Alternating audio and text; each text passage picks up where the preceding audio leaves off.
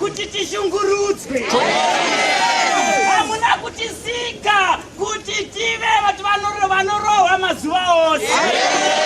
Kutisika kuti tigare nenzara mazuva ose.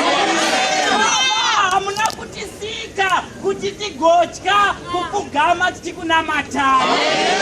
Baba, hamuna kutisika tichiti kana imwe hwayenyu yarasika tobuda tese kundoitsvaka. Vatinocherechedza kuti isu sevanhu venyama hatina masimba anobva patiri.